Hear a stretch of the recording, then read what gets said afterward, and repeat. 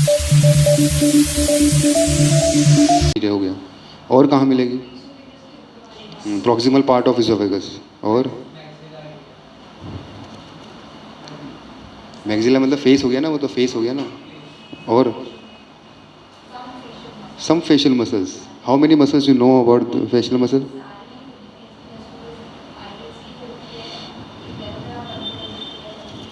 अच्छा, ब्लिंकिंग करते हो आइज को, ये कौन सी मसल है? इनवॉलेंट्री हुआ। रोक तो सकते हैं, बट कंट्रोल तो है भाई। वॉलेंट्री मसल्स क्या है? इन विच कंट्रोल। तो कंट्रोल तो हो रहा है ना मेरे भाई। वॉलेंट्री में आएगा, जब जो कंट्रोल हो रही है वो वॉलेंट्री में आएगी, है ना। और क्या है? यस, टंग। टंग भी बहुत अब की जो है वो वॉलेंट्री है। और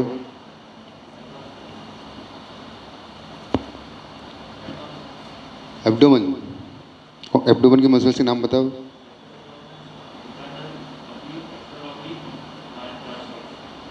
और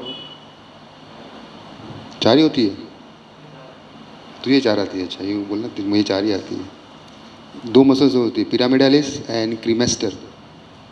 These are two small muscles in between the rectus abdominalis, है ना। There are six anterior abdominal wall muscles, not posterior abdominal wall muscle. posterior में आपको कौन सी मिलेगी? पीछे कौन सी मसल्स है बैक की आपकी? Latissimus dorsi and trapezius. Yes, good. और इरेक्टर। इरेक्टर स्पाइन है। Yes, good. और रोम्बोडियस मेजर माइनर। और सेरेसस पोस्टीरियर, सुपीरियर इन्फीरियर। और बैक में कौन सी मसल मिलेगी आपको बैक के अंदर? Scapula is the bone. कौन सी?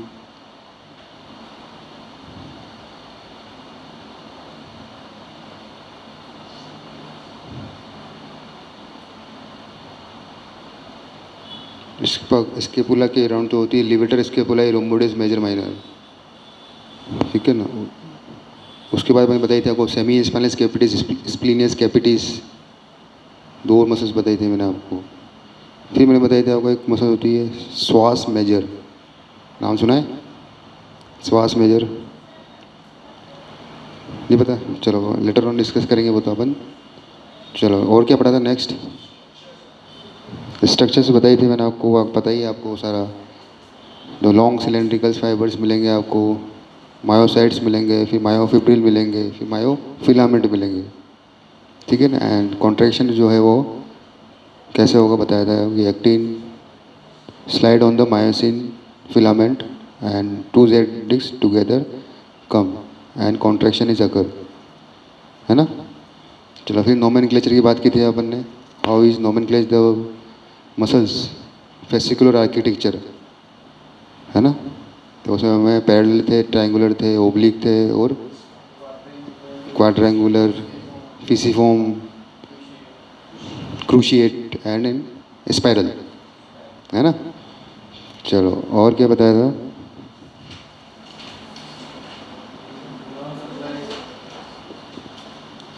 हाँ, 9 सप्लाई बताई थी मैंने आपको। मोटर 60, 40, सेंसरी, है ना। ये ध्यान रखना आप, ये बेसिक क्वेश्चन जो है वो आपको मुझे पता नहीं आपका पैटर्न क्या होगा एग्ज़ाम में, बट कुछ कुछ यूनिवर्सिटी में पैटर्न जो होता है वो ओनली एमसीक्यू बेस्ड होता है, तो वहाँ ये काम आती सारी चीज़ें, ठीक है ना। चलो, आज हम पढ़ेंगे अपन CVS, cardiovascular system.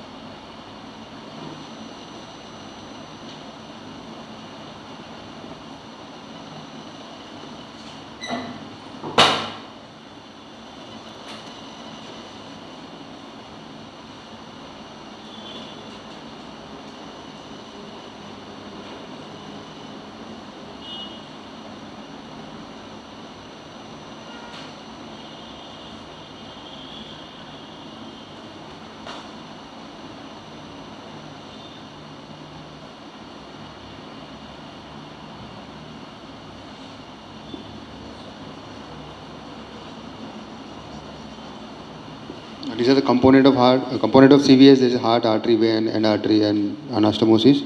And what are the circulation present in CVS? Is systemic and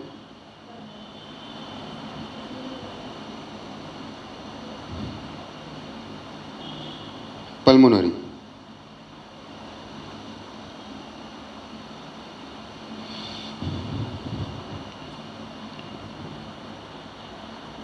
Now first start from definition of cardiovascular system. How will I define the CVS? कोई और पूछे अगर आपसे कि how will define cardiovascular system,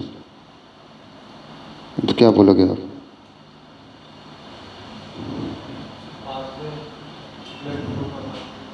और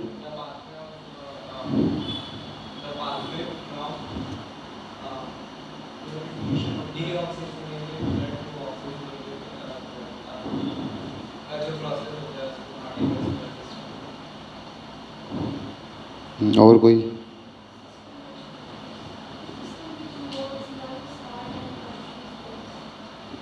अच्छा जवाब दिया था, बिल्कुल एनाटॉमिकल जवाब दिया है। Basically it is a circulatory system which provide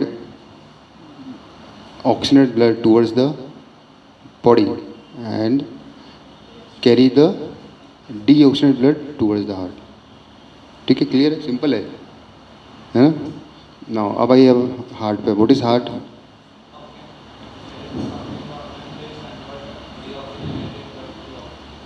which convert?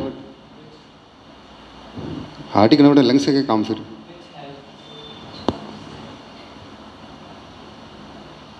Heart is a hollow muscular central pumping organ of the body which क्या करता है वो? करेक्ट, हाँ, which purify the deoxygenated blood in oxygenated. ठीक है, नाउ नेक्स्ट है अब आज हार्ट के बारे में कुछ पता है आपको? हार्ट के चैम्बर के बारे में बताइए सबको। चलो नेक्स्ट है अब आर्टरी पे। What is artery? Blood away from the heart. ठीक है ना?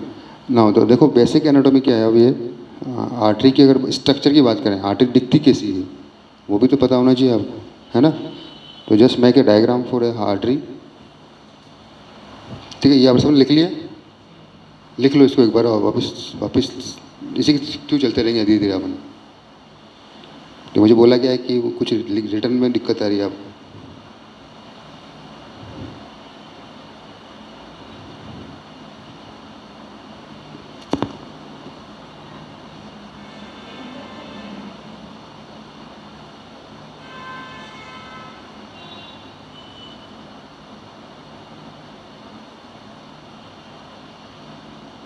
देखो आर्टरी आपकी बॉडी के अंदर जो है large artery and medium artery, पता है आपको? लार्ज आर्टरी कौन सी है? एयोटा। मीडियम आर्टरी कौन सी है? अच्छा लार्ज आर्टरी और कौन सी है? एयोटा क्या है?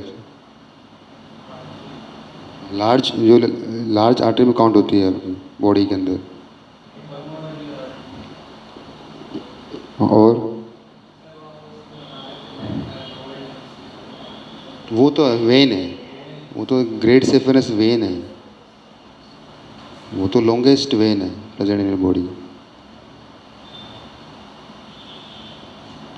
अच्छा आर्च ऑफ अयोटा पता है आपको? आर्च ऑफ अयोटा उसकी कौन सी ब्रांचेस होती है? कॉर्नरी आर्टरी तो असेंडिंग अयोटा की है। आर्च ऑफ अयोटा की कितनी ब्रांच होती है ना? कौन कौन सी होती है?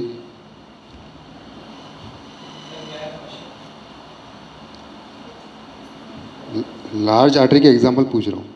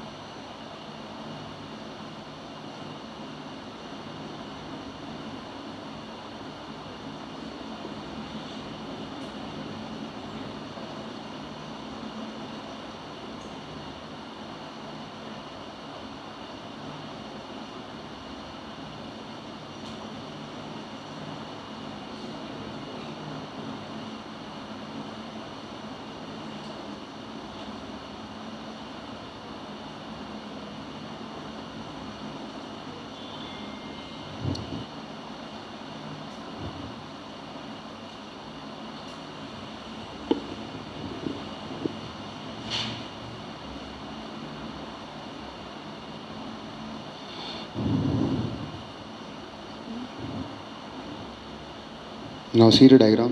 पहले डायग्राम बना लो डायग्राम पर।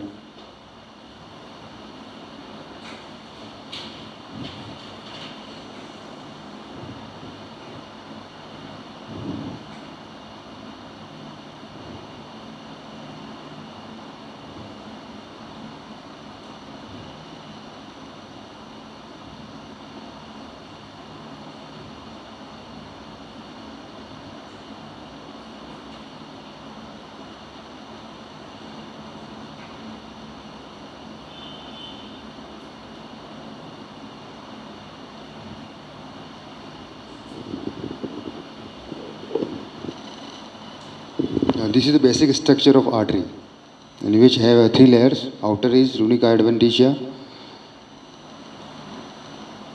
In the middle you have tunica media, in which you have वो मैंने बता रहा था ना, स्मूथ मसल्स कहाँ मिलती है, वो यही मिलती है ब्लड वेसल्स में। और कहाँ मिलेगी? ऑर्गन्स में, स्मूथ मसल। तो as you know very well, तो जो आर्टरी है आपकी, उसकी जो टूनिका मीडिया जो मिडिल मोस्ट लेयर है आपकी, वहाँ पर मिलेगी आपको स्मूथ मसल्स, ब्लड वेसल्स में बात करें अगर अपन तो, है ना। और दो और मिलती, इनर मोस्ट कौन सी है? ट्यूनिका इंटीमा, ठीक है। और दोनों के बीच में ट्यूनिका मीडी इंटीमा और ट्यूनिका एडवेंटिशिया, दोनों के बीच में मिलेगी आपको टू लेमिना मिलेगी इलास्टिक, है ना। अगर प्रेशर अगर इंक्रीज होगा तो ल्यूमन को भी इंक्रीज होना पड़ सकता है any situation. You have A inter elastic lamina and external elastic lamina.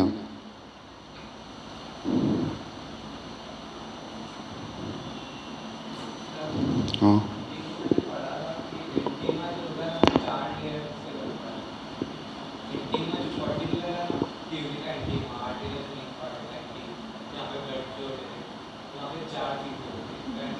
एंडोथेलियस tissue, हाँ, एक बेसल सेल, हाँ, बेसल लेमिना होती है, सब एंडोथेलियल, हाँ, कंबाइंडली करके, हाँ, इंटर इलास्टिक लेमिना, एंडोथेलियल, हाँ बिल्कुल, बेसल। जी,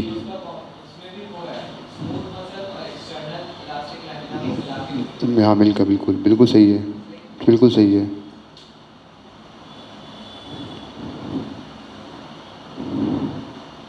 अगर बात करें ट्यूनिका एडवेंटिशिया की, उसमें क्या मिलेगा आपको?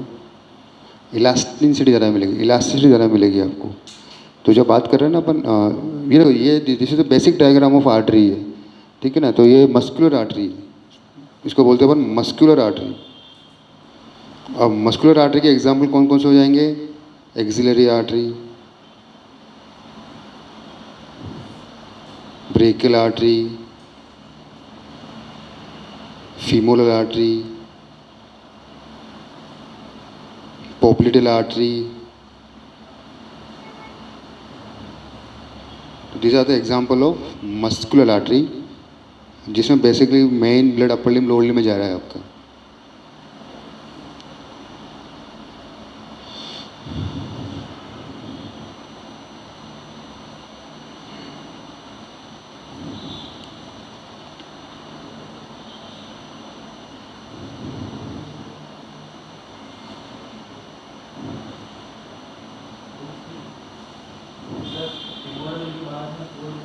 Popliteal, popliteal, POPLITEAL, popliteal artery कहाँ होती है ये? Popliteal artery. अच्छा, एक्सिलरी कहाँ होती है? एक्सियल्स, एक्सियल्स क्या है मतलब, समझ नहीं पा रहा हूँ मैं। एक्सियल, एक्सियल नहीं है, देखो आपको ये दिख रहा है आर्म पिट, इसको बोलते हैं एक्सिला, ये तो यहाँ होती है एक्सिलरी आर्टरी आपकी। पोप्लिटल आर्टरी कहाँ मिलेगी? यहाँ behind the knee joint, this is the popliteal fossa, है ना। तो पोप्लिटल आर्टरी यहाँ मिलेगी। फीमोरल आर्टरी आप पता ही है, फीमर है यहाँ पे, तो फीमोरल आर्टरी, ठीक है। दूसरी कौन सी बताई मैंने? ब्रेकियल आर्टरी, आपकी आर्म के अंदर, जहाँ जो आप ब्लड प्रेशर कहाँ चेक करते हैं अपन? जो यहाँ पे करते हैं ना, कौन सी आर्टरी का? ब्रेकियल आर्टरी, है ना, वो ब्रेकियल आर्टरी है। तो brachial artery is a universally, not only in India, it is universally artery where the blood pressure is ausculted all over the world. ऐसा नहीं है कि इंडिया में यहाँ है तो अमेरिका में दूसरी जगह करते होंगे, ऐसा नहीं है. It is a universal artery from where the blood pressure is major. Human body एक ही है. अच्छा, किसी का अपर लिम्ब नहीं होगा, कहाँ चेक करेगा? ह्यूमन बॉडी की बात की थी ना मेरे से भी. अब किसी बंदे के दोनों अपर लिम्ब नहीं, कहाँ चेक करेगा ब्लड? तो कहाँ बताइए मैंने आपको ये वाली आर्टरी, पोप्लीटिल आर्टरी.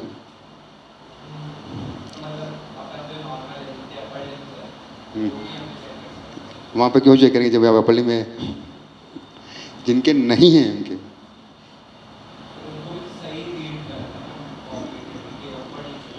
ऊपर नीचे होता है, थोड़ा सा फीबल आती है यहाँ पे पल्सेशन. हाँ, उनके क्या करेंगे हम? अपर लिम्ब लोअर लेंगे, उनका ब्लड प्रेशर कहाँ चेक करेंगे? या नेक पे करेगा तो नेक में करेगा तो कफ डालेगा तो वो तो बंद हो जाएगा, मर जाएगा वो. तो कहाँ करेगा?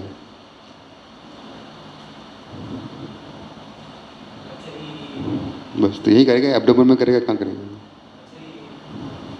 एब्डोमेन में करते हैं उसमें. तो कौन सी आर्टरी उसके लिए भी? Abdominal iota. चलो देखो, अब ये तो नॉर्मल आर्टरी, मस्कुलर आर्टरी होगी. अब जो लार्ज आर्टरी है बताइए मैंने, एयोटा हो गई है, ब्रेकियोसेफेलिक हो गई है, कॉमन कैरोटिड. पता है कॉमन कैरोटिड कहाँ होती है, ब्रेकियोसेफेलिक कहाँ होती है, पता है? नहीं पता है ना, चलो तो कोई बात नहीं. बट अभी बताता हूँ मैं कहाँ होती है आर्टरी. लेकिन अभी आप देखो कि उन जो मेजर आर्टरी जो है उसमें क्या होता है, उसमें जो ये ट्यूनिका मीडिया है इसमें स्मूथ मसल्स फाइबर जो होते हैं less as compare to tunica adventitia, जहाँ पर इलास्टिक फाइबर ज़्यादा मिलेंगे. तो ज़्यादा मोटी कौन सी होगी आपकी?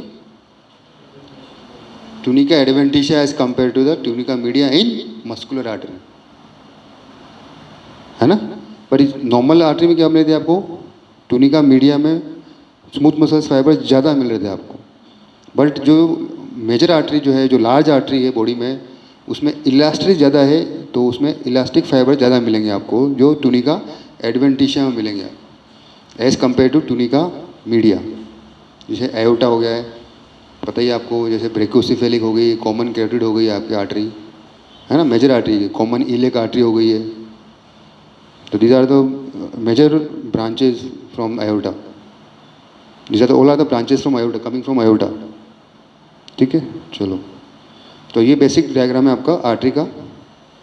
तो इसमें आप लिख लें, दो तरह की आर्टरी बताई मैंने आपको, एक मस्कुलर आर्टरी है, एक लार्ज आर्टरी. लार्ज आर्टरी या ग्रेट आर्टरी, जिसमें ट्यूनिका एडवेंटिशिया में इलास्टिक फाइबर ज़्यादा मिलेंगे, और जो मस्कुलर आर्टरी जो मीडियम साइड आर्टरी है आपकी, उसके अंदर आपको ट्यूनिका मीडिया में स्मूथ मसल्स फाइबर ज़्यादा मिलेंगे. ठीक है, ये तो आप कंपैरिजन ध्यान रखें. आप डायग्राम सामने बना लिया ये.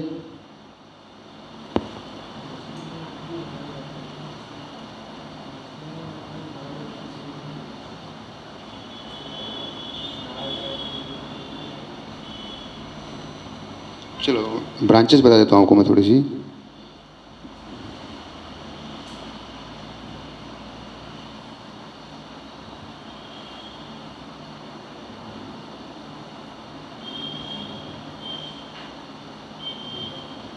ठीक है, this is basic diagram of heart. From here arises from aorta. This is known as ascending aorta. From here, this is arch of aorta.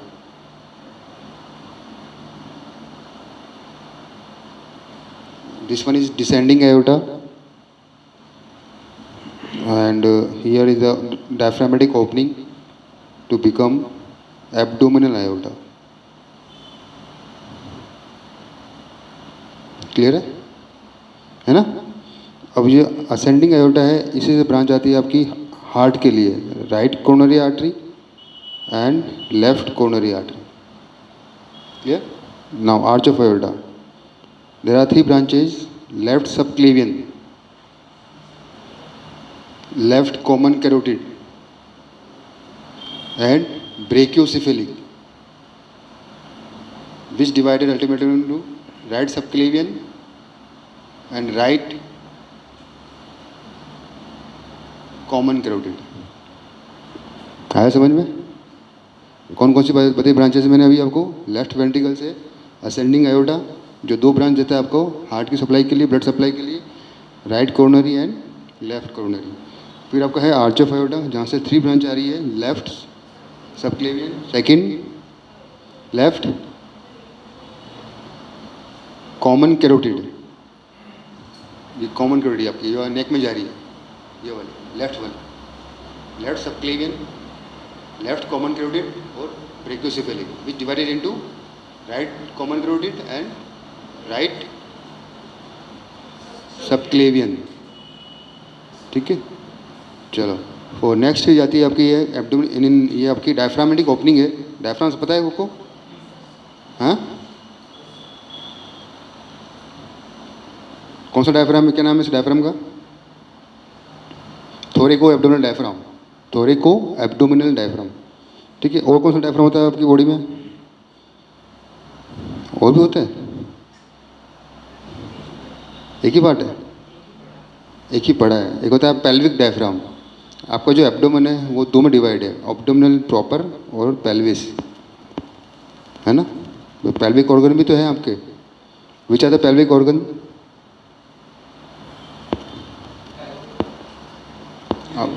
Yes, very good, urinary bladder first.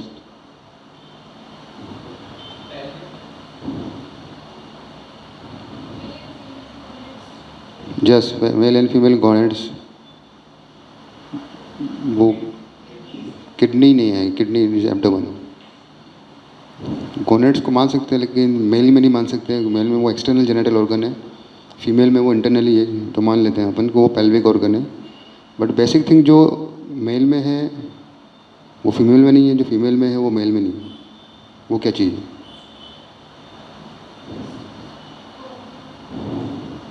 वो तो exclude हो गया, इसके अलावा जस uterus जो female में है मेल में नहीं। अब मेल में क्या चीज़ है फीमेल में नहीं?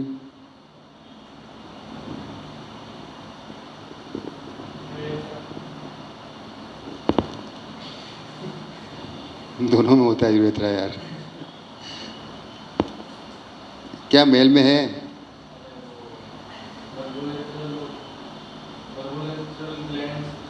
कौन सी ग्लैंड है ये? Prostate gland.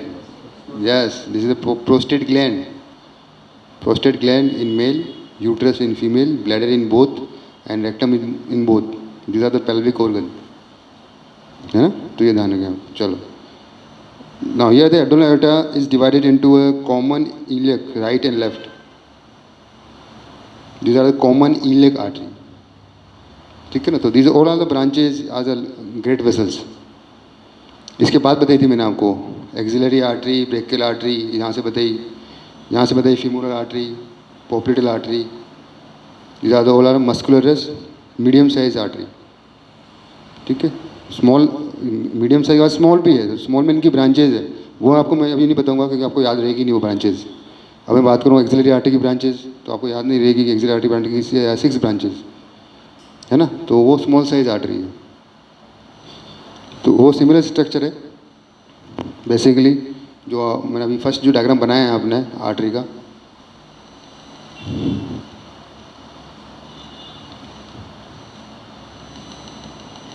चलो अब बताइए वेन।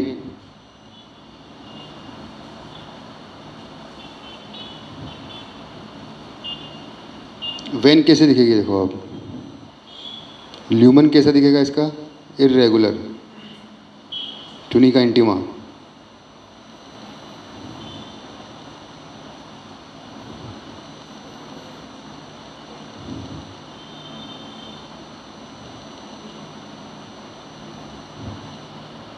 ल्यूमन इरेगुलर है, ट्यूनिका इंटीमा आपको बिल्कुल ही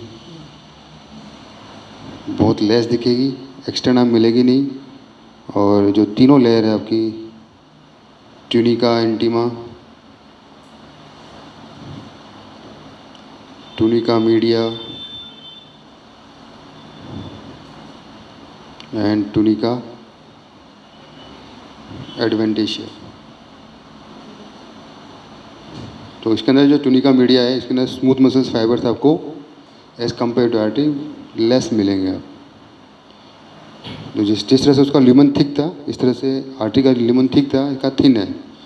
और स्ट्रक्चर वाइज, और ल्यूमन कैसा है इसका, उसका कैसा था, बिल्कुल कंसिस्टेंट था, है ना, राउंडेड था। इसका कैसा, इरेगुलर है।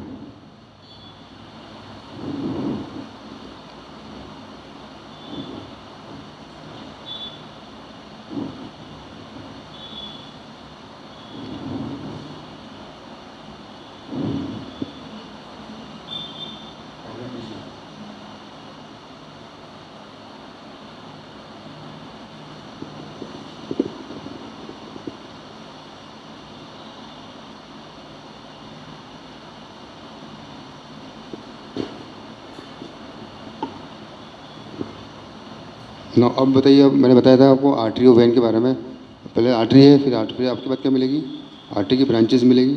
उसके बाद क्या मिलेगा, आर्ट्रियोल्स। आर्ट्रियोल्स, आर्ट्रियोल्स के बाद meta arterioles, then meta arterioles capillaries. उसी तरह से वेन, वेन की ट्रिब्यूटरीज के बाद पहले वेन्यूल, वेन्यूल, वेन्यूल के बाद capillary, as at the level of tissue. इसमें मेटा नहीं होते, इसमें शायद वेन, वेन की ट्रिब्यूटरीज, और ट्रिब्यूटरीज के बाद वेन्यूल, और venule is connected with capillaries. ठीक है, तो ये बेसिक स्टेज ध्यान रखना है आप। आर्टरी, आर्टरी की ब्रांचेस, आर्टरी के arteriole, meta arteriole and capillary. उधर वेन से venule, then tributaries, then vein. ठीक है, तो ये बेसिक स्ट्रक्चर है ना कि जो आपकी सिस्टमिक सर्कुलेशन में आता है आपका। Now what is and artery, what is and artery,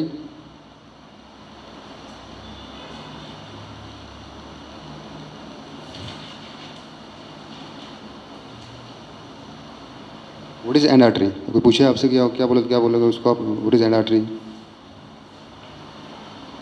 yes, anyone, have you heard the word before and artery, नहीं सुना है, चलो कोई बात नहीं। And arteries, these are those artery which are does not take part in any anastomosis। अपन ने बात की थी अनास्टोमोसिस की फर्स्ट डे को बताया था मैंने आपको, what is anastomosis, pre and post capillary communication between artery to artery, vein to vein, artery to vein, है ना। तो एंड आर्टरी वो आर्टरी होती है जो किसी से भी अनास्टोमोस नहीं करती है। So there is no collateral circulation, है ना, कोई भी बाईपास नहीं मिलेगा आपको सर्जरी के लिए। तो उससे क्या दिक्कत होगी या क्या उसको बेनिफिट मिलेगा उससे, जो बोल दिया उसने। अगर आर्टरी के अंदर ब्लॉकेज आया तो क्या होगा, आगे जो है सप्लाई हो रही है वो क्या हो जाएगी, नेक्रोस हो जाएगी, बंद हो जाएगी। ठीक है, तो इस एंड आर्टरी का जो एग्जांपल है, absolute and artery is a centre artery of retina, central artery of retina is a absolute end artery which does not take part in anastomosis, artery of retina, retina। ठीक है ना, अगर इसमें blockage आ गया है तो blood supply जो है वो लॉस हो जाएगी, और साथ साथ में आपको दिखना ही बंद हो जाएगा। ठीक है, तो loss of vision in case of thrombosis in end artery of retina, central artery of retina.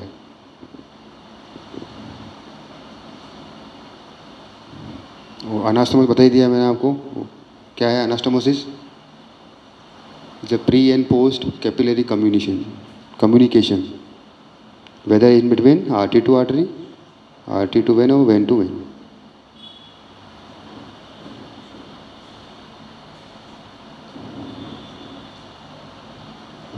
चलो अब ये सर्कुलेशन,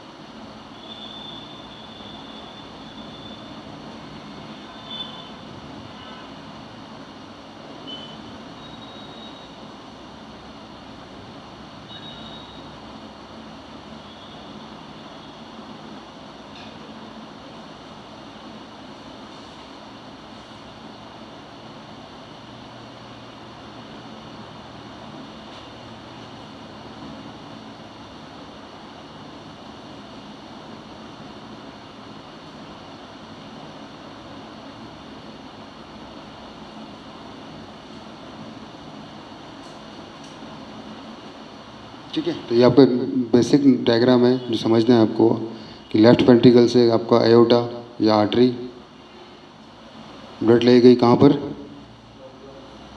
टिश्यू लेवल पर। वो वेन वेन्यूल वेन्यूल वेन जो ही माने आप, वो ब्लड ले जाएगा वहाँ पर आपका राइट एट्रियम में। ठीक है ना, फिर आप ये का नॉर्मली सिस्टमिक सर्कुलेशन है। अब इसमें एक सेकंड कौन सा है आपका, लंग्स वाला, पल्मोनरी वाला, है ना। तो लाइट वेंट्रिकल से ब्लड आएगा आपका लंग्स में, और by the pulmonary artery and pulmonary vein से ब्लड चला जाएगा आपका लेफ्ट एट्रियम में। लेफ्ट एट्रियम से लेफ्ट वेंट्रिकल, वेंट्रिकल से आपका ब्लड में। तो ये बेसिकली डायग्राम आपका सिस्टमिक एंड पल्मोनरी सर्कुलेशन का। ठीक है ना। अब देखिए बीच में आता है आपका पोर्टल वीनल सर्कुलेशन। वो क्या चीज़ है पता है आपको, पोर्टल वीनस सर्कुलेशन। यस, जो इंटेस्टाइन है आपकी, है ना, जो इंटेस्टाइन है यहाँ पर आपकी। ठीक है, तो इससे जाती है वेन आपकी कहाँ पर, लीवर में, और लीवर से जाती है आपकी वेन्स में। ठीक है, तो ये आपका होगा पोर्टल सर्कुलेशन, जो एक पार्ट है आपका सिस्टमिक सर्कुलेशन का ही पार्ट है आपका। ठीक है ना, जो सारी इंटेस्टाइन से जो आपने खाना खाया है, जिसमें से जितना भी प्रोटीन है, कार्बोहाइड्रेट है और लिपिड है, उसको लेके जाएगी पोर्टल वेन कहाँ पर, लीवर में। ठीक है, चलो अब देखिए पोर्टल वेन बनती कैसे है। भाई अलोन पोर्टल वेन लेके नहीं आती है, पोर्टल वेन बनती है आपकी, एक तो आपकी यहाँ पर स्प्लीन है, तो यहाँ से आती है स्प्लिनिक वेन। ठीक है, एक वेन आती है आपकी सुपीरियर मेजेंट्रिक वेन, और वो बनाती है पोर्टल वेन जो जाती है आपकी लीवर में, है ना। तो ये स्प्लिनिक वेन, ये सुपीरियर मेजेंट्रिक वेन, और यहाँ ओपन होती है inferior mesenteric when in the splenic when में, है ना। तो ये जो दो वेन होती है वो दोनों ही जो है वो इंटेस्टाइन से एब्जॉर्ब होकर लाती है सारा, कार्बोहाइड्रेट है, प्रोटीन है, लिपिड है, कौन लाएगी वो, superior mesenteric and inferior mesenteric. और स्प्लीन पता ही आपको क्या है, ग्रेवाड ऑफ आरबीसी है, वो सारे सारे आरबीसी निकाल के जो प्योर ब्लड है वो लेके आएगा यहाँ पर इस पोर्टल वेन में, जो लीवर में जाएगा। लीवर में सारा मेटाबोलाइज होगा आपका। ठीक है, और जहाँ जहाँ रिक्वायरमेंट है वो इन्फीरियर वीना केवल लेके जाएगा हार्ट में, और हार्ट से इसका डिस्ट्रीब्यूशन हो जाएगा आपका, कोई कहाँ मुझे प्रोटीन की ज़रूरत है, कहाँ मुझे कार्बोहाइड्रेट की ज़रूरत है, कहाँ मुझे लिपिड की ज़रूरत है। ठीक है, तो ये पूरा सर्कुलेशन आपका इस तरह से सिस्टमाइज है आपका बॉडी के अंदर, है ना, circulatory as well as GIT.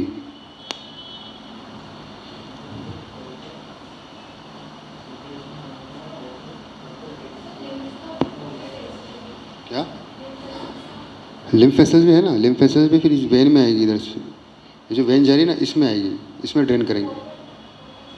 किस में, पोर्टल सिस्टम वेन को लेना देना नहीं है। Portal system is absolute part of systemic system. Vein, tissue, artery, tissue और vein and portal vein, basically systemic circulation. Lymphatic भी पार्टिसिपेट तो है, लेकिन इसमें वेन के अंदर आगे अगर मैं बताऊँ, इसका टिश्यू लेवल पे कोई लेवल कोई वर्क नहीं है, वो चीज़ पता होनी चाहिए आपको।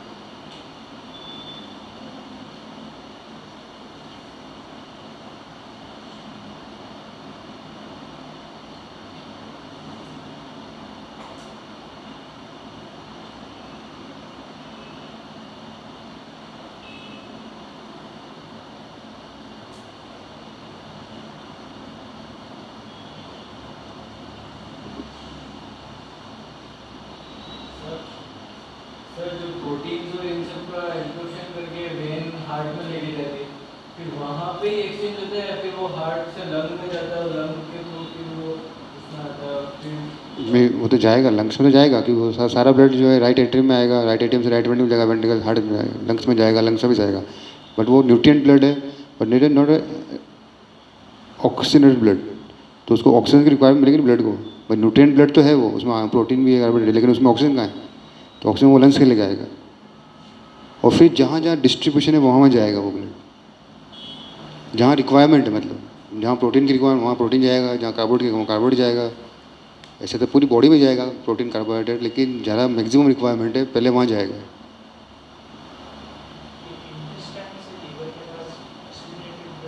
न्यूट्रिएंट ब्लड, न्यूट्रिएंट ये ना, ये जो मैंने बताई ना, ये वाली superior mesenteric, inferior mesenteric, ox deoxygenated blood जाएगा, लेकिन वो न्यूट्रिएंट होगा, वो न्यूट्रिएंट ब्लड है आपका, है ना, लेकिन उसमें ऑक्सीजन नहीं है। ऑक्सीजन तो आपको लंग से ही मिलेगी। क्या? कौन? हाँ जो, हाँ हाँ, नहीं विनय केवा से जुड़ेगा, तो विनय केवा क्या ले जा रही है आपका, वेन्स सारी, बस तो वो ड्यूसर ब्लड ही है, बट न्यूट्रिएंट ब्लड है वो। लिवर के बाद, हाँ लिवर के बाद ही आईवीसी जो है। किससे पहले का हो गया? पल्मोनरी से, हाँ उससे पहले का हो गया, पल्मोनरी से पहले का है वो। बताऊंगा मैं आपको, लीवर आपने देखो, आपका लीवर पड़ा हुआ है यहाँ पे, देखो आप। हालांकि ये लीवर नहीं है, स्प्लीन है, स्प्लीन साइज की होती है।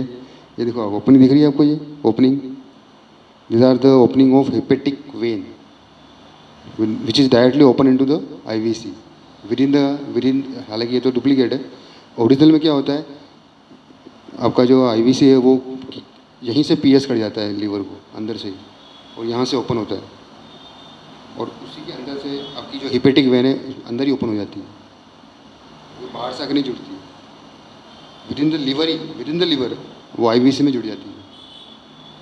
ठीक है, आप देखोगे जब ओरिजिनल होगा पता चलेंगे आपको, तो काफ़ी छोटे हैं ये तो।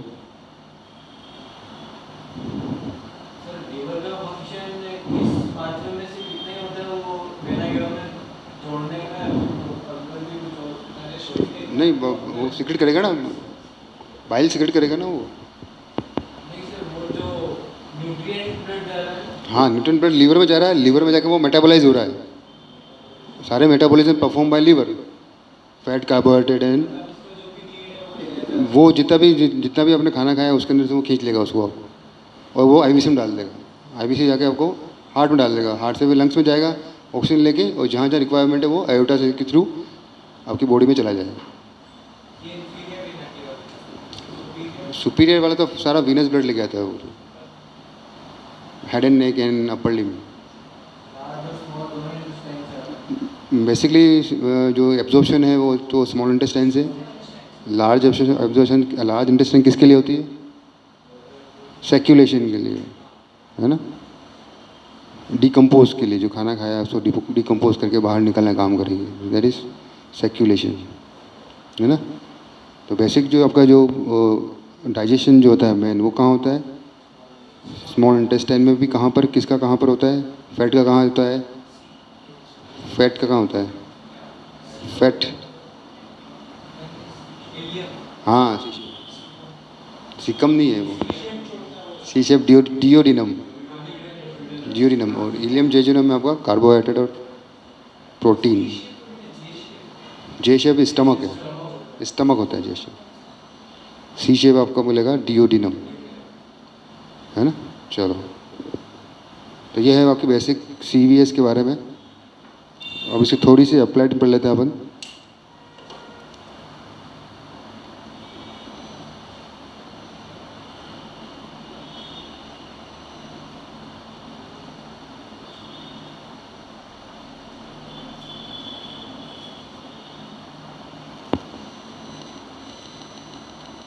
देखो दो मेन अप्लाइड है इसकी, एक आर्टरी की, एक वेन की। हार्ट की बारे में बात करेंगे अपन, पहले बात करें आर्टरी की।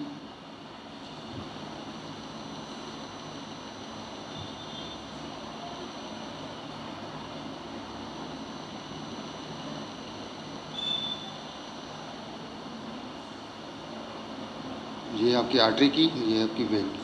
This are basic applied anatomy of artery and when.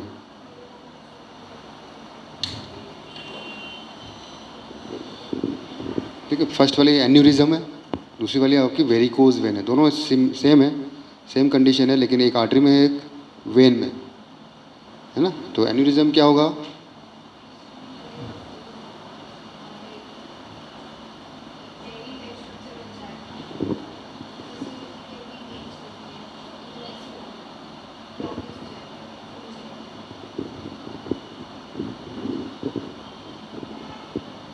चलो मैं समझाता हूँ क्या है.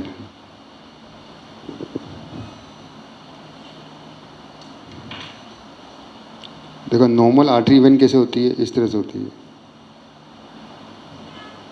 ये आर्टरी है, ये वेन है. ठीक है. अब बात करें एन्यूरिज्म की. ये आर्टरी, ये वेन, ये आर्टरी, ये when.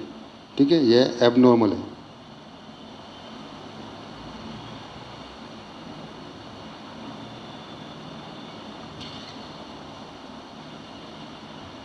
When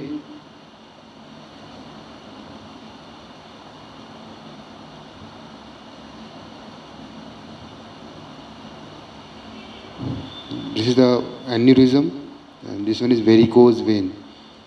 Dilatation and tortuation of artery is aneurysm. Dilatation and tortuation of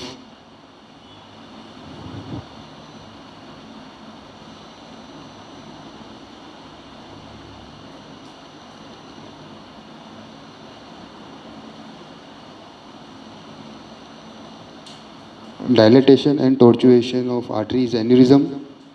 Dilatation and tortuation of vein is varicose vein.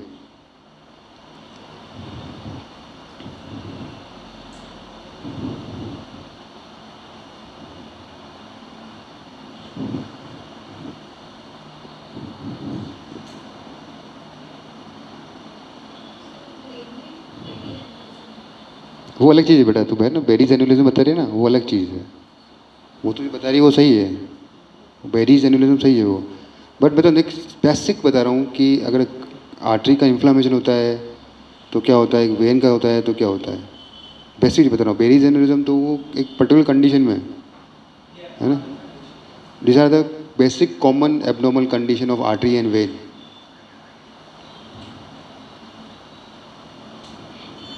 ठीक है, तो आपको बेसिक से चलोगे तो अच्छा रहेगा. चलो देखो क्या है. अब आर्टरी कौन सी ऐसी आर्टरी जो मोस्ट कॉमनेस्ट एन्यूराइज, ऐसी आपकी बॉडी में कौन सी आर्टरी? सोचो आप कि आपकी बॉडी में ऐसी कौन सी आर्टरी है जो एन्यूमराइज हो सकती है आपकी बॉडी के अंदर. ऐसी कौन सी आर्टरी है जो कॉन्स्टेंटली वर्क करती है in your body, constantly change his position. भाई जब आर्टरी डायलेटेट और टॉर्चुअस कब होगी? जब वो कॉन्स्टेंटली वर्क करे. कोई बंदा कॉन्स्टेंटली वर्क करता रहे थकेगा वो, तो थकने के बाद कैसा हो जाएगा? पूरा फ्लैसिड हो जाएगा, है ना. तो अब तो आपकी बॉडी में ऐसी कौन सी आर्टरी जो कॉन्स्टेंटली वर्क करती है?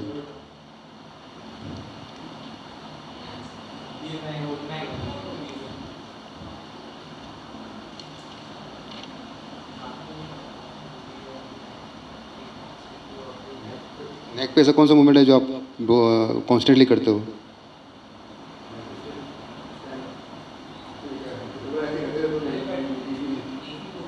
देखिए कह रहा हूँ, पोजीशन चेंज होती है उसकी. पोजीशन चेंज होगी हमेशा. अभी आप बैठे हो तो भी आपकी उसकी पोजीशन चेंज है. फिर हर सेकंड के बाद चेंज हो रही है उसकी. आप चेंज कर रहे हो उसको. आप वो कौन सी आर्टरी जो बताई थी मैंने, मस्कुलर आर्टरी, कौन कौन सी बताई थी? खोलो उसको. मस्कुलर आर्टरी लास्ट कौन सी बताई थी? हाँ, पोप्लिटेल आर्टरी. ये इसकी इसकी पोजीशन कॉन्स्टेंटली चेंज हो रही है. तो this is the foremost number one artery which may ruptured and aneurize.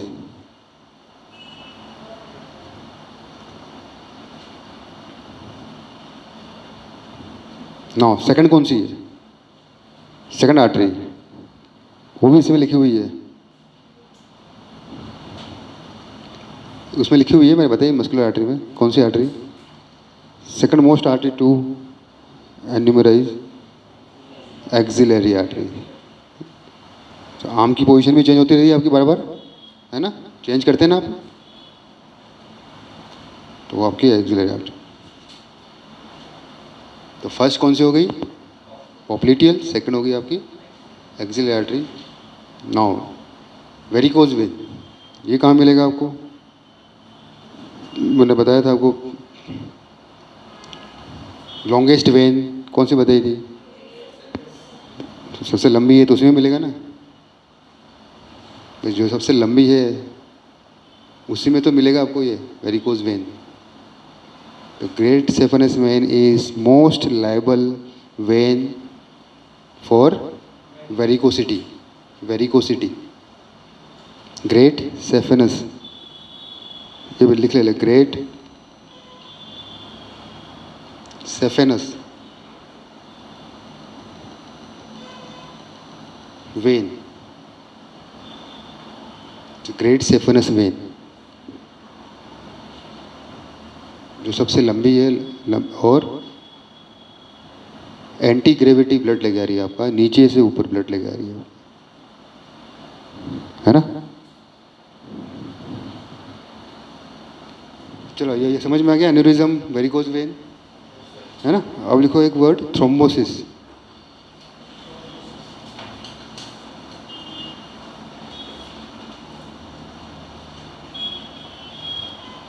अब क्या होता है थ्रोम्बोसिस, क्या होता है?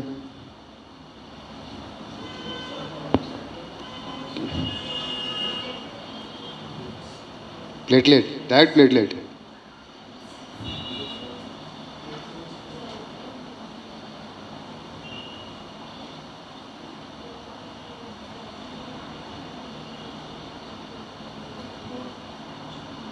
देखो ब्लड क्लॉट और थ्रोम्बोसिस में क्या डिफरेंस है बेसिक।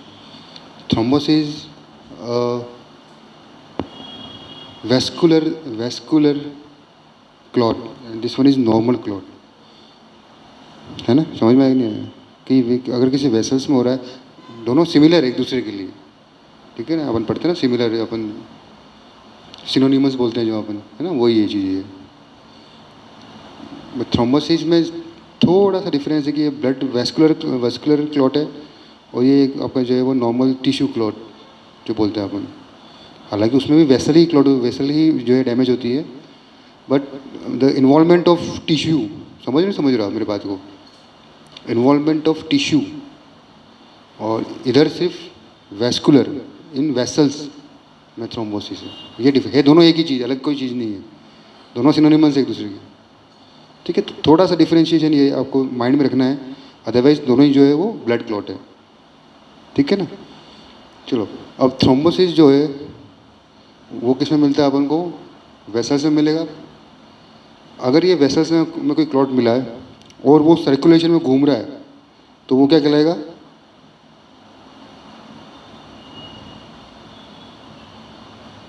एम्बोलिज्म। कोई वेसल्स में इंजरी हुई, क्लॉट जम गया और वो क्लॉट वहाँ से निकल कर सर्कुलेशन में घूम रहा है तो वो कहलाता है क्या? एम्बोलिज्म, ठीक है। तो right down, circulatory thrombosis is known as, इसके आगे लिख वेस्कुलर ब्लड क्लॉट, मतलब कि वेसल्स ब्लड क्लॉट। और एम्बोलिज्म का आगे लिखो आप सर्कुलेटरी थ्रोम्बोसिस।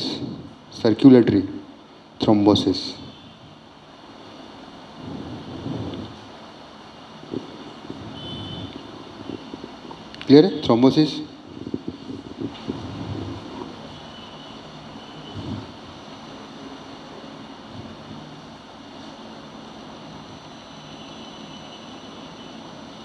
एक सुना होगा आपने एथेरोस्क्लेरोसिस, सुना है? नहीं सुना है? सुना है तुमने? क्या होता है? क्या होता है एथेरोस्क्लेरोसिस? नहीं सुना? सब कॉमनेस्ट कॉज है ये तो। एम आई समझते हो क्या? Myocardial infarction. क्यों वो जो है वो क्यों होता है वो? इसी वजह से होता है एथेरोस्क्लेरोसिस। कुछ तो याद है तो बता, क्या याद है तेरे को? देखो स्क्लेरोसिस जहाँ भी वर्ड आया आपका, उसका मतलब समझना हार्डनेस। स्क्लेरोसिस जहाँ भी सुनो आप, कहीं भी सुनो आप, हाँ आर्टरी की जो इलास्टिसिटी है वो लॉस हो जाती है। वो कैसे लॉस होगी? अब अपने आप तो होगी नहीं, कैसे होगी?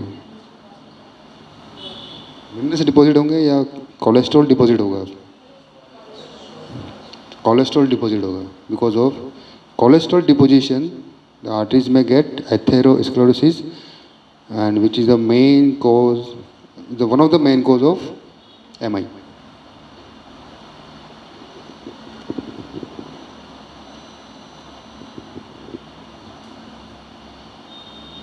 एक होता है आपका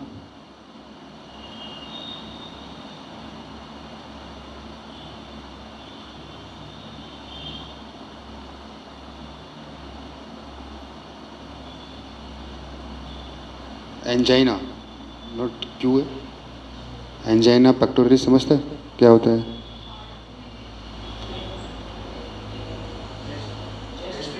चेस्ट पेन है ना, नॉर्मली बोलते हैं angina, chest pain.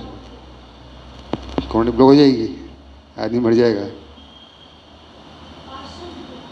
Partial block. और क्या चीज़ है? तो अभी मैंने बताया आपको एथेरोस्क्लेरोसिस। देखो एथेरोस्क्लेरोसिस हो क्या रहा है, देखो नॉर्मल ये ल्यूमन है आर्टरी का, तो यहाँ पर ये डिपॉजिट हो रहा है आपका कैल्शियम कोलेस्ट्रॉल। तो ल्यूमन कैसा हो गया? अब नैरो हो गया। तो नैरो हो गया है तो उसकी जो ब्लड जो है, जो प्रेशर है ब्लड से जो सर्कुलेट कर रहा है वो पहुँच नहीं पाएगा, है ना? तो एंजाइना पेक्टोरिस में क्या है कि due to ischemic condition heart को क्या मिल रहा है आपको, ऑक्सीजन प्रॉपर नहीं मिल पा रहा है।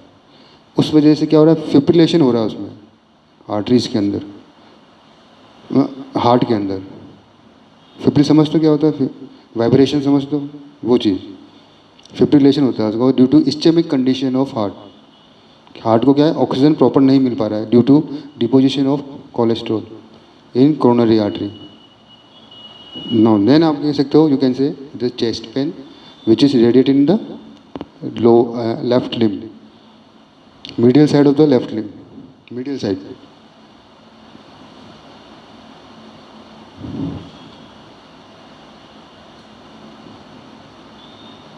वो सब आएगा, आप जो बोल रहे हो टेम्परेरी है, चेस्ट पेन है, बट ब्लॉकेज से नहीं है वो। ब्लॉकेज में तो एमआई आ जाएगा सीधा पूरा उसको। आर्टरी ब्लॉक हो जाएगी तो मामला ही गड़बड़ है। ड्यू टू इस्चेमिक, समझते हो इस्चेमिया? समझते हो इस्चेमिया? नहीं समझते इस्चेमिया क्या होता है? हाँ क्या होता है? हाँ तो सबसे पहले क्या होगा, बॉडी फंस जाएगी, थक जाएगी। ऐसे कैसे थक जाएगा यार? तो वो थक जाएंगे। थकेंगे कैसे यार? वो को तो कोई वर्क करेंगे, कोई काम करेंगे तो थकेंगे यार, कोई काम ही नहीं करेंगे थकेंगे कैसे? तू यहाँ पे बैठ जाए आराम से, यहाँ पे तो थक जाएगा बैठे बैठे लेटे लेटे। हाँ तो क्या होता है, वही तो पूछ रहा हूँ मैं, वही तो मैं पूछना चाह रहा हूँ तेरे से। हाँ तो वो कंडीशन तो पूछ रहा हूँ मैं तेरे से, क्या है, कहाँ लिखूँ? टिश्यू डेड होने से पहले क्या होगा, वही तो पूछ रहा हूँ।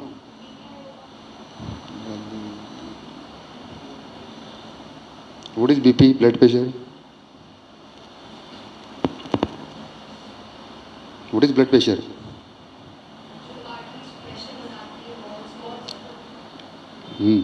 तो वो ब्लड प्रेशर है भाई। यहाँ पे आर्टरी भी है, यहाँ भी आर्टरी, यहाँ भी आर्टरी, यहाँ भी आर्टरी है, सारा ब्लड प्रेशर, वो सब ब्लड प्रेशर ही है। हाँ तो प्रेशर ही मैं मान रहा हूँ ना, मैं तो मान गया मैं, बट हाउ इट मेजरिंग, कोई पॉइंट होंगे ना उसको, कुछ कुछ तो डेफिनेशन होगी उसकी। ऐसा थोड़ी बोल सकते हैं आर्टरी का जो प्रेशर है वो ब्लड प्रेशर है।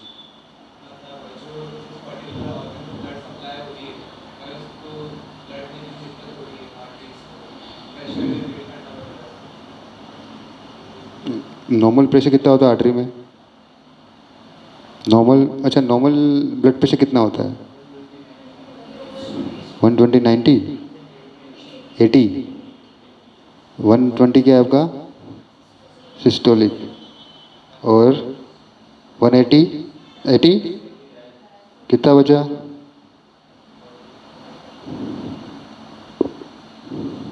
ये आपका आर्टीरियल प्रेशर है। ये आपका आर्टीरियल प्रेशर है, जो बात करी थी ना आर्टरी की, कि ये आर्टरी का जो प्रेशर होता है उसे बोलते हैं आर्टीरियल प्रेशर या पल्स प्रेशर।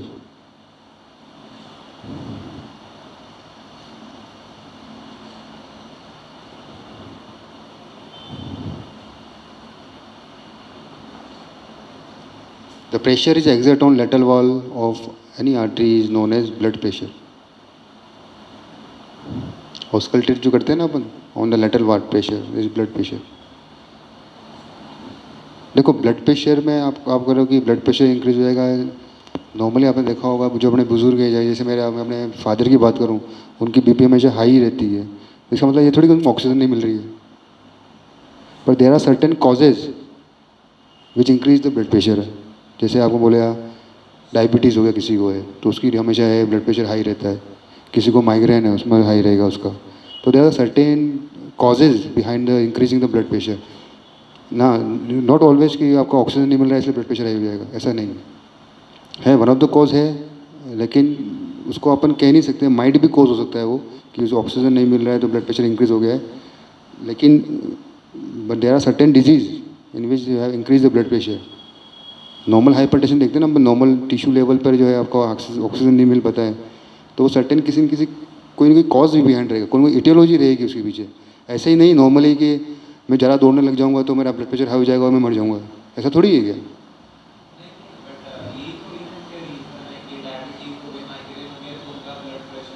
दिया सर्टेन डिजीज, और भी डिजीज है सारी, बिना डिजीज के भी होता है, बिल्कुल होता है, लेकिन वो एक एजिंग कंडीशन पे होता है, वहाँ पर टिश्यू लेवल क्या एपोप्टोसिस हो रहा है वहाँ पर। समझ रहे हो ना, मैंने बताया था फर्स्ट क्लास में एपोप्टोसिस और नेक्रोसिस।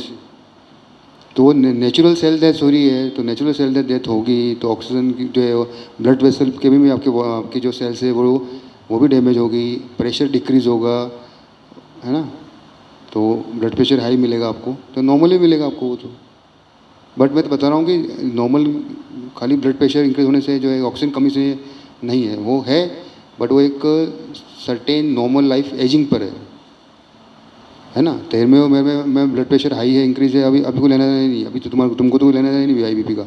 आफ्टर 40 ऑफ एज तब ब्लड प्रेशर भी जो है वो ब्लड प्रेशर जो है वो इंक्रीज या डिक्रीज होता है वो, ठीक है ना। चलो, तो अपन कहाँ थे? हाँ, कहाँ पे थे? एंजाइना पेक्टोरियलिस। यस, एंजाइना पेक्टोरियलिस में क्या हो रहा है? ड्यू टू इस्चेमिक एथेरोस्क्लेरोसिस सबसे पहले क्या हो रहा है? हाइपोक्सिया हो रहा है। फिर क्या हो रहा है? इस्चेमिया हो रहा है। और फिर क्या हो रहा है? सेल डेथ हो रही है।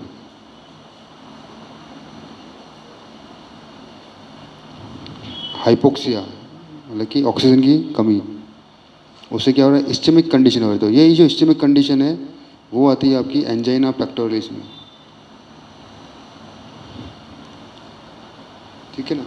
और अगर ये कंडीशन आ गई है तो क्या हो जाएगा आपको? एम आई नॉर्मल फिनोमिना है एक basic.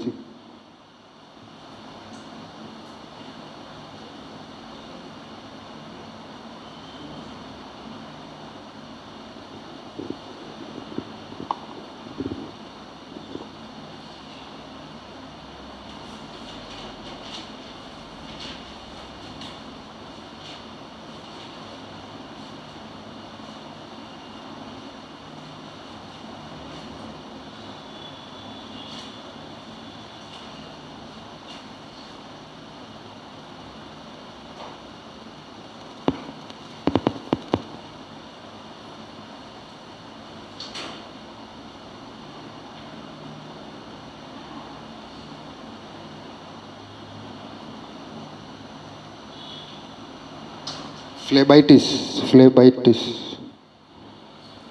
with the inflammation of vein,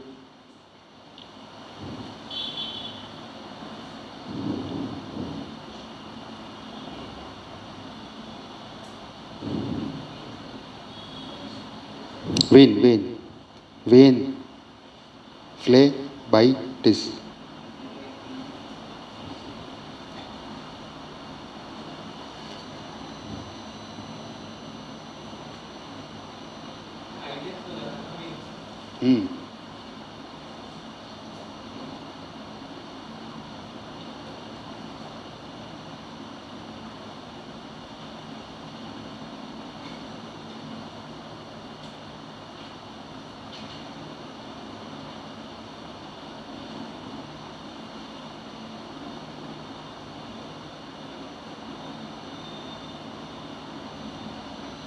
एक होता है ब्लड कैंसर, उसे क्या बोलते हैं? ब्लड कैंसर को क्या बोलेंगे? यस, हो गई। WBC, inflammation of WBC, that is leukaemia, है ना? लिख लो इसको भी, एक ल्यूकेमिया।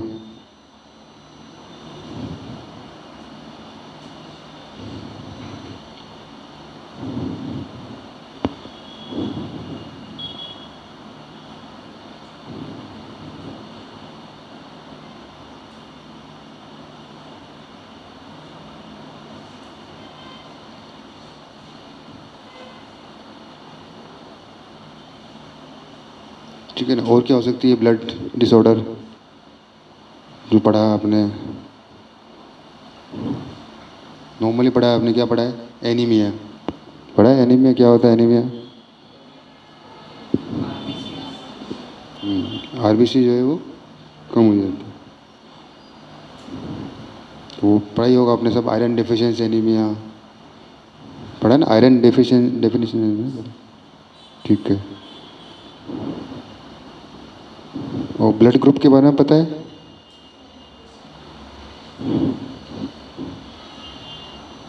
तो this is all about your CNS CVS।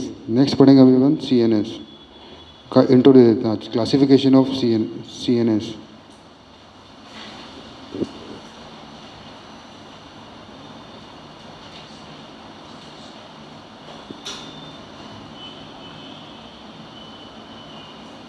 Central nervous system.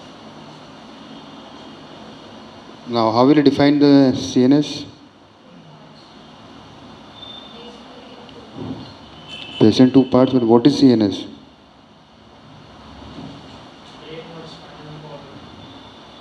These are the parts of a spinal cord.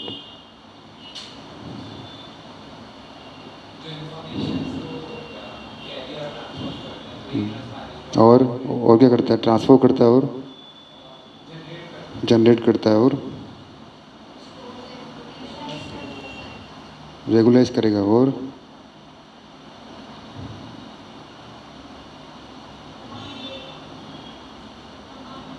Command है। यस, और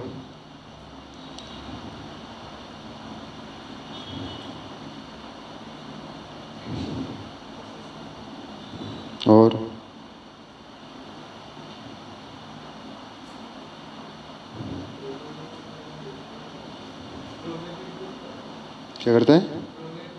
प्रोबेबल प्रोगेबल है। यस, हाँ मान गया वो भी। और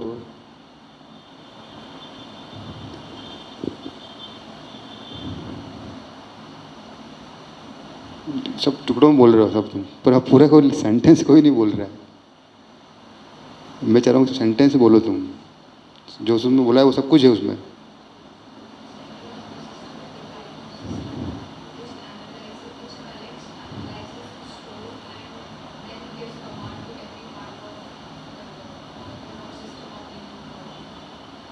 मान गया। और क्या करेगा?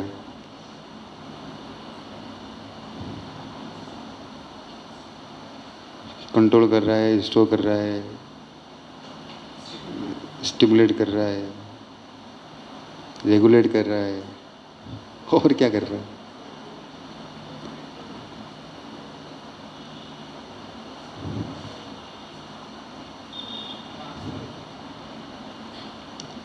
हाँ हाँ, ट्रांसफर भी कर रहा है। एक चीज़ तुम भूल रहे हो, जो मिसिंग कर रहे हो, वो चीज़ मैं तुमसे बुलवाना चाहता हूँ। हालांकि मैं तो बताऊंगा ही तुम्हें।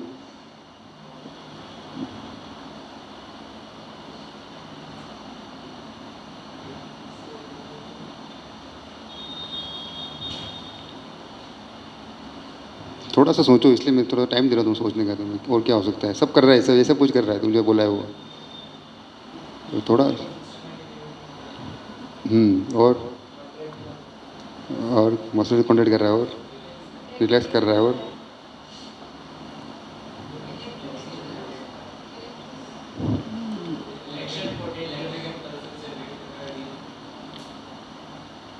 सोचो और सोचो और सोचो।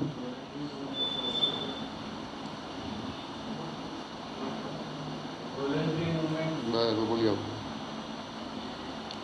कौन सी एक्टिविटी, वॉलंटरी या इनवॉलंटरी?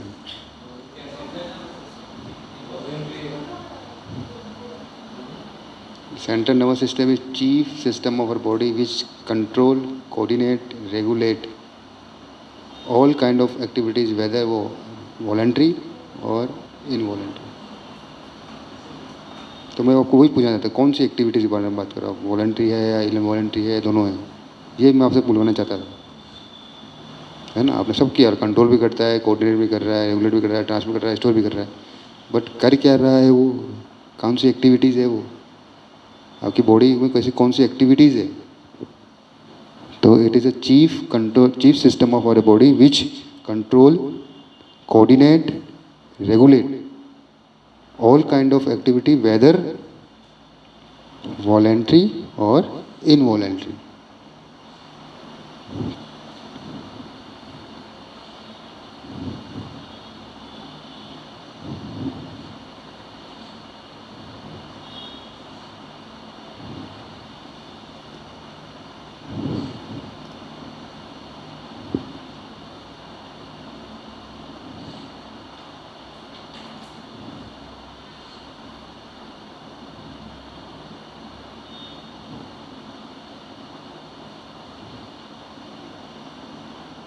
अब इसे क्लासिफिकेशन पे नर्वस सिस्टम,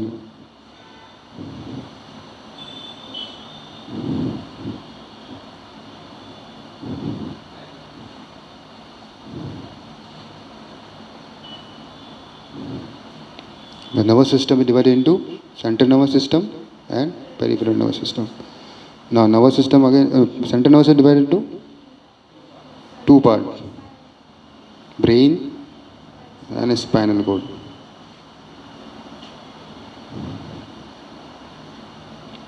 And PNS,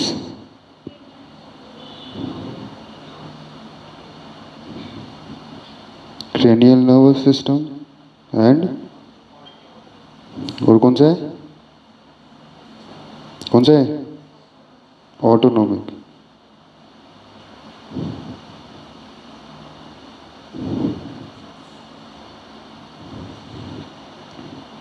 ना ब्रेन अगेन डिवाइडेड इनटू, किसमें डिवाइड होता है?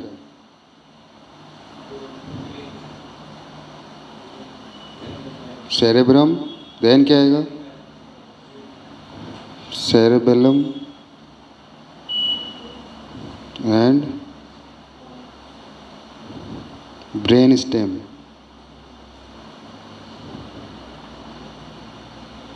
In which you have three part, 1, 2 and 3, midbrain,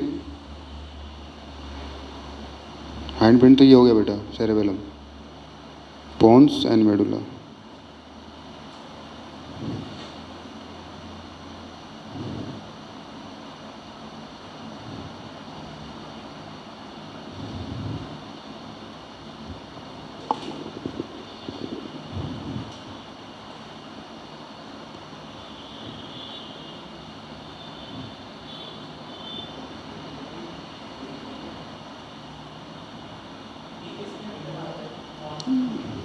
brain stem का पार्ट है ये।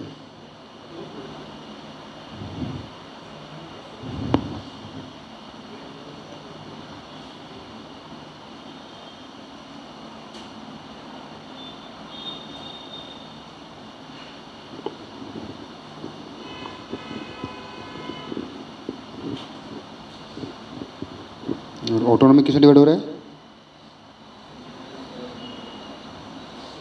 Sympathetic, parasympathetic.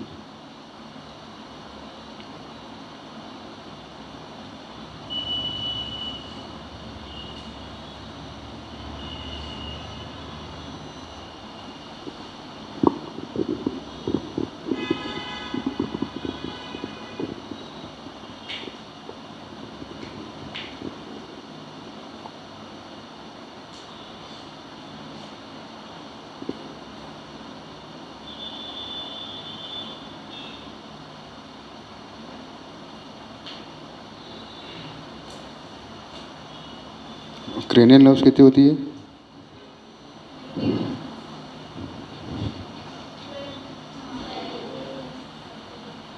इसमें एक और भूल गया आप, स्पाइनल नर्व, इसमें होती है अब कितनी? 12 पेयर्स। इसमें कितनी होती है? 31 पेयर्स स्पाइनल।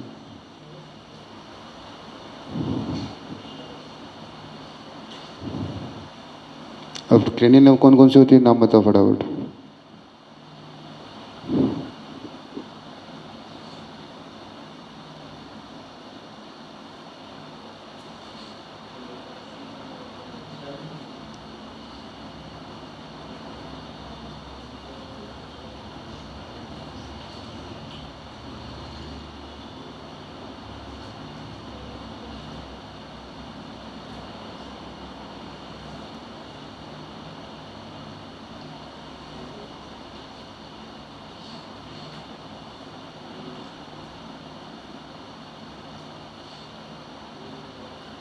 बताई थी मैंने फर्स्ट डे को, बताई थी ना मैंने? नहीं बताई थी फर्स्ट क्लास में?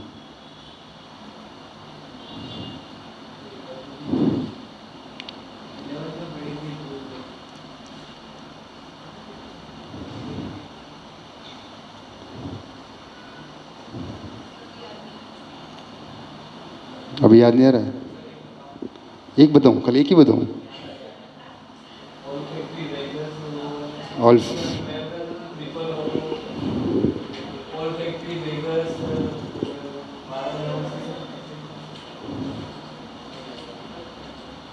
olfactory, optic, oculomotor, trochlear, trigeminal, abducent, facial, auditory, glossopharyngeal, vagus, spinal accessory and hypoglossal।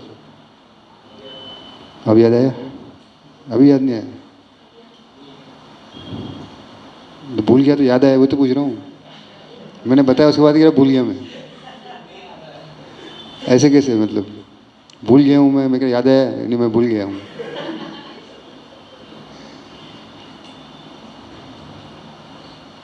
ठीक है चलो, उसके बाद कौन सी है? हाँ अभी डायग्राम बनाते हैं अपन सेंट्रल नर्वस सिस्टम का। तो आपकी पिक्चर याद रहेगी आपको, यहाँ से हमने बताया था ये। देखो सबसे बड़ा क्या होता है आपका? सेरेब्रम। तो cerebrum is look like that,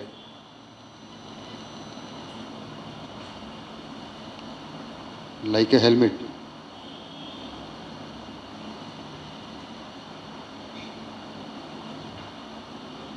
These are the sulci, sulcus, these are the sulcus present in the brain।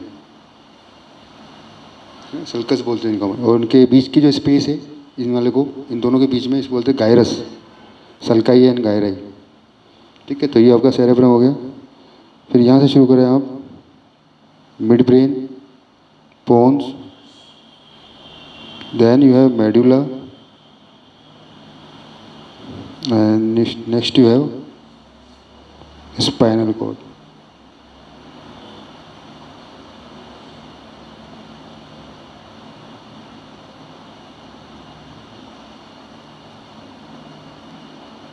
और पीछे क्या मिलेगा आपको?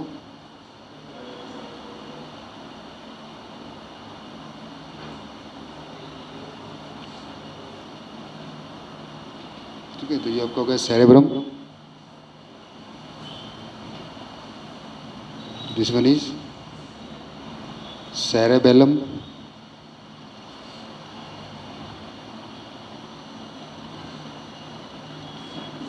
midbrain, pons, medulla oblongata, this one is spinal cord। Clear है? This is basic diagram, basic picture जो आपको mind में याद रखनी है सीएनएस की।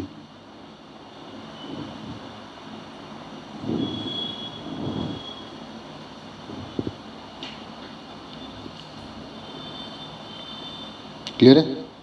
चलो नेक्स्ट कंटिन्यू करेंगे अपन नेक्स्ट क्लास कल में।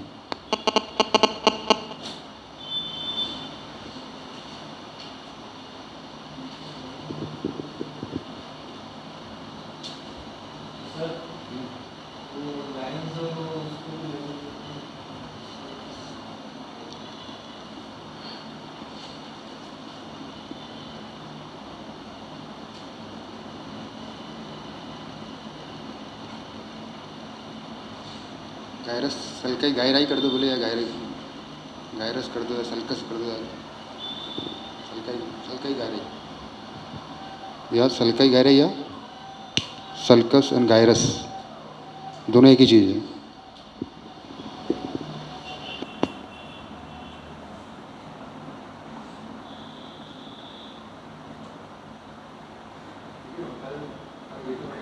थोड़ा सा स्कल भी लेके आऊँगा मैं, एक ओरिजिनल स्कल, तो थोड़े से इसमें लैंडमार्क क्या है वो बताऊँगा आपको मैं, ठीक है। हाँ, पेन याद आती नहीं है यार उसको वहाँ पे। अब कल सुबह मेरी क्लास है इसकी 8 बजे। अब मैं इसको प्रिपेयर करने में टाइम निकल जाता है मेरा। एक तो पहले पीपीटी बनाओ, उसे एडजस्ट करो, डायग्राम एडजस्ट करो, बनाने में 2 से 3 घंटे लग जाते हैं हमें। उसके बाद डीएच डिसेक्शन करो, याद ही नहीं रहता है, भूल जाते हैं। कल लेके आता हूँ पक्के से, पूरी जनरल एनाटॉमी की पूरी एक पीपीटी लेके आ जाऊँगा मैं, सिस्टम वाइज, ठीक है। और कुछ समझना हो, पूछना हो तो आज के लेक्चर में। फिर मैं तुम्हारा फीडबैक लेना चाहता हूँ कि क्या फीडबैक है कि तुमने अभी तक 4 क्लासेस लिए हैं, कुछ समझ में आपको आया है अभी तक, या कुछ नहीं आया है, कि कुछ नया सीखने मिला है लाइफ में, कुछ नई चीज़ें सीखने मिली है, पता चली है कि नहीं पता चली, तुम्हारी बॉडी में क्या है क्या नहीं है। तो क्या फीडबैक है आपका, बताया मुझे आप। एनी फीडबैक, क्या फीडबैक है, सही है, गलत है, बुरा है, अच्छा है, क्या है।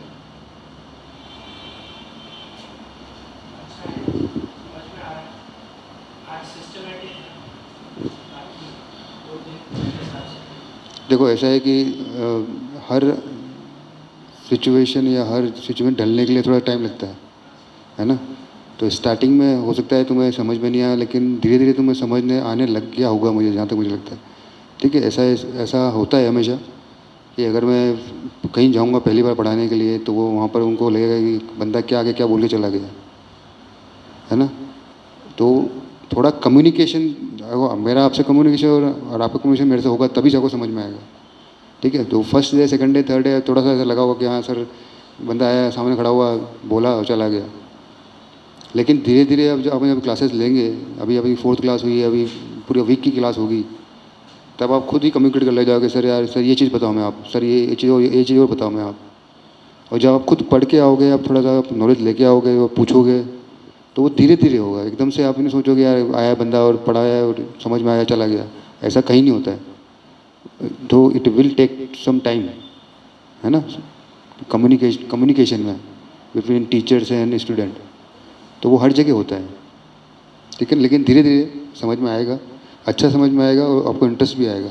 जैसे मैं आपको कल स्कल बताऊंगा, ओरिजिनल स्कल लेके आऊँगा मैं यहाँ पे, उसमें बताऊंगा आपको क्या क्या लैंडमार्क होते हैं, तो आपको ज़रा इंटरेस्ट ज़्यादा आएगा। अच्छा ये भी है, अच्छा ये भी है, अच्छा ऐसा भी होता है, ठीक है। फिर धीरे धीरे आपको बोन्स भी मिला के पढ़ूंगा मैं, बोन्स बताऊंगा आपको क्यों कौन सी बोन होती है।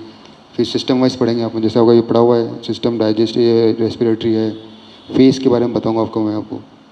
तो ये बेसिक नॉलेज बताऊंगा आपको मैं, जो आपको याद रहेगा। तो तब आप जब वहाँ जाके पढ़ोगे एनाटॉमी, तो आपको ईजी लगेगा सब कुछ कि हाँ सर ये तो आता है, हमको पता है हमें। तो उससे बेटर आप अच्छा करने की कोशिश करोगे। हाँ चलो ये आज ये पढ़ा है, तो चलो ये पढ़ लेते हैं हम, ठीक है। तो थोड़ा सा टाइम लगेगा, लेकिन आएगा, धीरे धीरे आएगा। जैसा कि आज मुझे बोला गया था कि आप सर आप थोड़ा सा सिस्टम वाइज पढ़ाओ, तो मैंने आज सिस्टम वाइज पढ़ाया आपको एज इट पूरे की पूरा, ठीक है ना। तो ठीक है, चलो इनिशियल स्टेज है, बट जब आप अपनी क्लासेस हो जाएगी 10-12 क्लास, तो आपको कुछ और अच्छा समझ में आने लग जाएगा, ठीक है। चलो ओके बाय।